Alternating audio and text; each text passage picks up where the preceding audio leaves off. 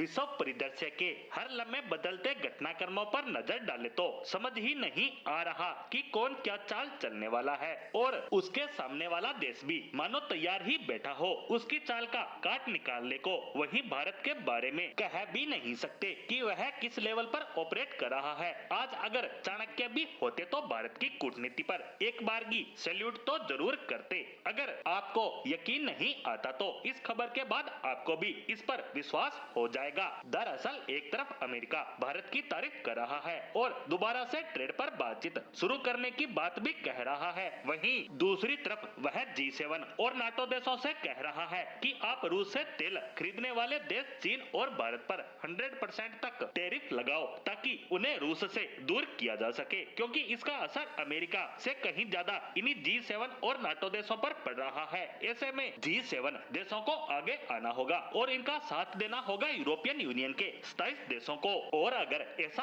हो जाता है तो यह भारत के लिए बहुत ही ज्यादा खतरनाक सिचुएशन होगी, क्योंकि हमारा ज्यादातर व्यापार इन्हीं देशों से हो रहा है। इन्हीं देशों से व्यापार करके ही भारत मोटी कमाई करता है। ऐसे में भारत इनके सैंक्शंस को एफोर्ड नहीं कर पाएगा। लेकिन ट्रंप के इस बयान के आने के बाद से ही यह सवाल उठने लगा था कि भारत इस चाल का किस तरह से जवाब देगा। तो बता दूं कि इस बयान के आने के कुछ ही घंटों में भारत ने भी अपनी चाल चल दी है और ट्रंप के इस प्लान की बैंड बजा डाली। बता दूं कि भारत को G7 देशों की ज्यादा टेंशन नहीं है, क्योंकि इनके सदस्य देशों जैसे जापान, कनाडा, इटली से हमारा व्यापार ज्यादा बड़ा नहीं है। हमें फर्क पड़ेगा EU के 27 देशों से, लेकिन इन देशों को कंट्रोल करने वाले भी सिर्फ 2 देश हैं, फ्रांस और जर्मनी। इन दोनों देशों के कहे अनुसार ही ये बाकी के देश चलते हैं और भारत ने भी अपनी चाल यहीं पर चली है। दरअसल ट्रंप के बयान के तुरंत बाद ही खबर आती है कि भारतीय वायुसेना ने देश के रक्षा मंत्रालय को एक प्रपोजल भेजा है कि हम फ्रांस के